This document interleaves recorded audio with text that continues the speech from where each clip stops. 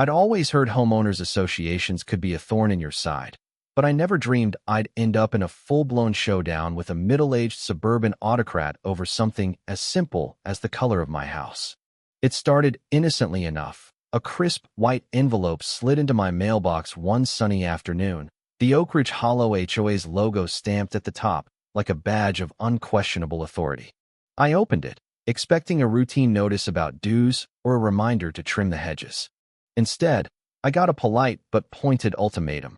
Your house is an eyesore. Repaint it immediately. I'd called Oak Ridge Hollow home for 5 years. It was one of those meticulously planned neighborhoods.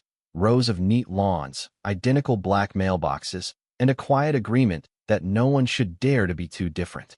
I liked it well enough. It was peaceful, predictable. But my house, that was my pride. I'd painted it a deep charcoal gray with crisp white trim when I moved in. A classic, sharp look that stood out without screaming for attention. Apparently, that was the problem. It wasn't on the HOA's approved list of bland, beige-adjacent shades. Enter Margaret Hensley, the HOA president and self-anointed keeper of Oak Ridge Hollow's pristine image. She was in her early 50s, with a wardrobe of pressed khaki capris and floral blouses buttoned up tight, her graying hair always pulled into a severe bun. She carried herself like royalty, or maybe a drill sergeant, her ever-present clipboard clutched like a shield. That clipboard wasn't just a tool. It was her scepter, her proof of dominion. The day after the letter, she showed up on my doorstep. I'd barely opened the door when she swept inside, uninvited, her heels clicking on my hardwood floor. "We need to talk about your house, Michael," she said, stretching my name into a slow, patronizing drawl, like I was a kid caught scribbling on the walls. I leaned against the doorframe, arms crossed, trying to keep my cool. "Sure, Margaret. What's the deal?" She sighed dramatically, flipping through her clipboard with practiced flair. "Oak Ridge Hollow has a deliberate aesthetic. A harmonious streetscape is our goal, and your house," she waved a hand toward it, her nose wrinkling as if it smelled bad, "disrupts that harmony." I stepped outside to glance at it, then scanned the street. Beige, off-white, pale taupe. A lineup of muted tones that made the neighborhood feel like an upscale cemetery. "It's just gray," I said, keeping my tone even. "Not neon pink, not covered in polka dots. Just gray." Margaret's lips curled into a smile that set my teeth on edge. "Well, the board disagrees. You have 2 weeks to comply." Before I could respond, she turned and strutted down my driveway, already dialing her phone. I could practically hear her smug voice. Another non-compliant homeowner. "I'll handle it." I wasn't about to let it slide. That night, I pulled out the HOA bylaws, a thick, dry stack of rules I'd barely skimmed when I bought the place. I brewed a pot of coffee and dug in, page after page of jargon about fence heights and mailbox specifications, searching for a way out. The color restrictions were there, buried in Section 3.1. Exterior paint must adhere to the approved palette, available at the HOA office. No exceptions, no appeals. The document was a fortress, built to crush dissent. Margaret and her cronies had thought of everything. Still, I wasn't ready to surrender. Repainting my house some lifeless shade felt like letting her win, not just over my house, but over me. I needed a counterstrike, something that'd turn her own game against her. Then it hit me. She wanted my house to blend in? Fine. I'd make it disappear. I called Ethan Carver, an old college buddy who'd turned his art degree into a niche career painting optical illusions. He lived a few towns over, known for murals that tricked the eye, walls that looked like open doors, floors that seemed to drop into nothingness. I pitched the idea over the phone, and he burst out laughing so hard I thought he'd choke. Wait, you want me to camouflage your house?" "Exactly," I said. "Make it melt into the background. She can't complain if it's invisible, right?" Ethan wheezed, still chuckling. "Man, you're insane." "I love it. I'm in." He drove over the next day, a wiry guy with paint-splattered jeans and a grin that hadn't changed since our dorm days. We walked the property, sketching out a plan. The trick was in the angles, muted greens and grays to match the trees and sky, shadowed edges to blur the lines. From the street's main approach, the house would fade into its surroundings, almost vanishing. "This is next-level petty," Ethan said, sketching on a notepad. "She's gonna hate it." "Good," I replied. We got to work quietly, starting at dawn to avoid prying eyes. But as the pattern took shape over the next few days, brushstrokes blending roof lines into treetops, walls into shrubs, people noticed. A jogger slowed to stare. A delivery guy snapped a photo. Kids on bikes pointed, wide-eyed. By the third day, someone posted it on the neighborhood's Facebook group. "Check out Michael's house. It's like a magic trick." The post blew up. Hundreds of likes, shares, comments. Genius. Wish I'd thought of that. HOA's gonna flip. Margaret flipped, all right. I spotted her the next morning, standing on the sidewalk in front of my house. Her jaw clenched so tight, I thought her teeth might shatter. She wore her usual uniform, but her clipboard trembled slightly in her grip, a rare crack in her armor. She didn't knock this time. She just stormed up my driveway as I stepped outside with my coffee. "This," she said, slamming her clipboard against her palm, "is a direct violation of HOA regulations." Her voice hit a pitch I hadn't heard before, shrill and furious. I took a sip of coffee, keeping my grin in check. "Actually, it's not. You said my house had to blend in. Now it does." Her face flushed a deep, angry red. "You know exactly what you're doing. This is mockery." I widened my eyes, playing dumb. "Mockery? No, Margaret. I'm just embracing the Oak Ridge Hollow aesthetic." She glared, speechless for once, then huffed and marched off, muttering about escalating matters. Escalation came fast. The fines started the next day, daily notices stuffed into my mailbox, each one more ridiculous than the last. Unauthorized exterior modification, $100. Attracting unwanted attention to the neighborhood, $150. Hundreds of dollars in penalties for a paint job that, technically, met her demands. Then the harassment kicked in. Margaret took to patrolling my street like a hawk, her car creeping by at odd hours, her eyes narrowed at anyone who lingered too long. She confronted a couple of teens taking selfies in front of my house, barking at them to delete the photos or face consequences. I watched from my window as they scurried off, half amused, half annoyed. But the real kicker came a week later.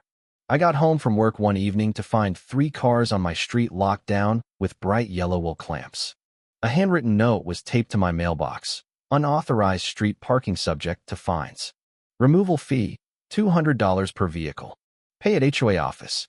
I stared at it, incredulous. She was holding people's cars hostage over a paint job. That night, I stood on my porch, the cool air doing little to calm me as I studied my almost invisible house. This wasn't just about rules anymore. It was personal. Margaret had drawn a line, and I'd crossed it. Now she was swinging back with everything she had. The war was on, and I had no idea how far she'd take it. I found out the next morning. I woke to a stillness that prickled my skin, the kind of quiet that feels wrong. I stepped outside and stopped dead. My house was gone, not demolished, but hidden.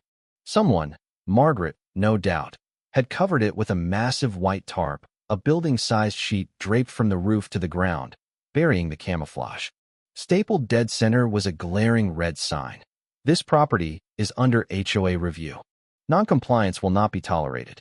My neighbor, Mrs. Kim, gasped from her front yard, her pruning shears frozen mid-snip. A jogger slowed, fumbling for his phone. Margaret stood at the end of my driveway, clipboard in hand, her eyes alight with smug satisfaction. "Problem, Michael," she called, her voice dripping with fake sweetness. I clenched my fists, fighting the urge to charge at her. "What the hell is this?" "A temporary measure," she said, tilting her head with mock innocence, "until you correct the violation." I ripped the sign off the tarp and let it crumple to the ground. "You covered my house with a tarp." She smiled, unshaken. "Well, since you insist on circumventing the guidelines, the board felt this was necessary. We wouldn't want more unauthorized visitors, would we?" I glanced at the street. Her plan was already working. People who'd come to see the optical illusion were driving off, disappointed. "You can't do this," I snapped. She let out a soft, taunting laugh. "Oh, but I can. Section 4.2b of the HOA regulations states that properties deemed an ongoing violation can be covered to protect neighborhood integrity until compliance is met. You should really read the fine print." I took a step toward her, voice low and steady. "Margaret, take it down." She arched an eyebrow, unfazed. "Or what?" I didn't have an answer, not yet. She knew it, too. With a final smirk, She turned and strolled away, leaving me staring at the shrouded husk of my home. By midday, the tarp was the talk of Oak Ridge Hollow. My phone buzzed with texts from friends. She's lost her damn mind. You okay? But it wasn't just them. Neighbors I barely knew were fuming. I overheard Mrs. Kim muttering to another woman on the sidewalk. She's making us look like lunatics. A guy down the street, usually silent at HOA meetings, grumbled to his wife. This isn't a neighborhood anymore. It's her personal fiefdom. People were fed up, and for the first time, I wasn't alone in this fight. That night, I grabbed my pocket knife and went to work. Under the cover of darkness, I sliced through the tarp's industrial staples, the heavy fabric collapsing in sections. By midnight, the camouflage was back, glinting faintly in the moonlight. It wasn't much, but it felt like reclaiming a piece of myself. Margaret retaliated at dawn. I woke to find security cameras installed. Not on my property, she couldn't cross that line, but on the street. One pointed straight at my house, another near the cul-de-sac entrance. She wasn't just enforcing rules now. She was surveilling me, marking me as a threat. The fines kept coming, too, each letter more venomous than the last. Failure to comply with board directives, $200. Disrupting community standards, $250. Then she upped the ante with a new rule, posted on the HOA website and slipped into every mailbox. Visitors must register with the HOA prior to entry. She'd turned Oak Ridge Hollow into a checkpoint state. No gate required. Just her clipboard, and a lawn chair she planted at the neighborhood entrance. She'd stop cars, demand proof of residency, and force outsiders to fill out a visitor form. Refuse, and she'd order them to turn around, her voice sharp enough to cut glass. I watched her one afternoon from my porch, incredulous. She yelled at a delivery driver for not having proper clearance, then lectured a mom dropping off her kid for a playdate. The board, 3 quiet yes men who'd never crossed her, let it slide. I needed a way to fight back, something concrete. I called the county office, asking about permits for those cameras. If they were on public land without approval, I could report her. No dice, they were technically on HOA easements. I pored over financial disclosures next, hunting for proof she'd misused funds. Maybe she'd bought those clamps or cameras with dues money, grounds for removal. But the records were spotless, maddeningly so. Then, late one night, bleary-eyed and desperate, I found it. A yellowed document in the neighborhood's original founding charter, buried in a box of papers I'd gotten from the title company years ago. I read it twice, heart pounding. The charter laid out the HOA's framework, board powers, voting rules, all the usual stuff. But deep in the fine print was a clause Margaret had overlooked. The HOA's authority shall expire 20 years from the date of establishment unless renewed by a majority vote of homeowners. I checked the date. Oak Ridge Hollow was founded 22 years ago. No renewal vote had ever happened. The HOA had legally dissolved 2 years back, and Margaret didn't know. She wasn't just overreaching. She was ruling a phantom organization. Victory should have felt sweet, but I knew she'd fight dirty if I sprang this now. Lawyers, loopholes, board loyalty.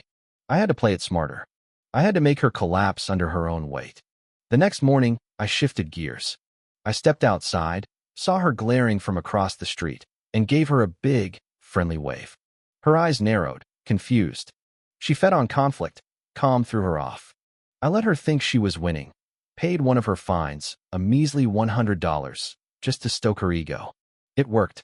She strutted around the next day like she'd tamed me, her confidence swelling. Then she went too far. I came home to a chain-link fence around my property, locked tight, with a sign, restricted area. HOA board in review. She'd caged my house like it was a crime scene. Even the most passive neighbors balked. Mrs. Kim whispered to me over the hedge, "She's gone mad." The guy down the street muttered, "This is insanity." Margaret didn't care. She doubled down, patrolling like a sheriff, clipboard her badge. She screamed at teens biking near her checkpoint, scolded a kid for shooting hoops in his own driveway, even tried to fine an elderly couple for a non-compliant bird bath. That's when I made my move. I called the county zoning office, reporting her checkpoints, clamps, and visitor logs, none of it legal on public roads. Then I dialed the local news. Margaret wanted attention? She'd get it. A news van rolled up that evening. A reporter and cameraman stepping out for a light piece on my disappearing house. Margaret charged over, livid. "You need to leave," she hissed. The reporter, a sharp woman with a cool smile, raised her mic. "Ma'am, is the press not allowed in Oak Ridge Hollow? This is private property." Margaret snapped. The reporter gestured at the street. "This?" Margaret faltered. "Are you the HOA president?" the reporter asked. "Yes," Margaret said, puffing up, "and I maintain order here." "Order?" The reporter nodded at my fenced-in house. "Is locking up a homeowner's property order?" Margaret hesitated, and the reporter pressed. "Residents say your rules are extreme. Is your leadership fair?" Margaret exploded. "Extreme? I'm the only thing keeping this place from falling apart. If I let people like him," she pointed at me, "do whatever they want, we're done." The camera caught it all. I folded my arms. "People like me?" She spun on me. "You think this is funny? A game?" The reporter jumped in. "So this is personal?" Margaret froze, realizing she'd overplayed her hand. I met her gaze, seeing fear flicker behind her rage. She'd just handed me the upper hand, and I wasn't done. The clip aired the next morning, spreading like wildfire. Social media, local news, even the HOA's own page, flooded with outrage. "She's unhinged. She's embarrassing us. Can we vote her out?" Margaret posted a weak defense online, but the county struck harder. Her checkpoints and clamps violated zoning laws. She had 48 hours to dismantle everything or face charges. The board was panicking, ready to cut her loose. But I still had the charter, my kill shot. When I dropped it, she'd lose everything. The HOA meeting that night was a circus, standing room only. Neighbors who'd never cared now eager for the showdown. Margaret sat at the head of the table, flanked by the board, her posture stiff but fraying. The news, the backlash, the county's threat, her reign was crumbling. I waited, letting her sweat, then stood. "I've got something for the board," I said. Margaret smirked. "File a complaint." "No," I said, holding up the charter. "The Oak Ridge Hollow HOA is legally defunct." Silence, then chaos.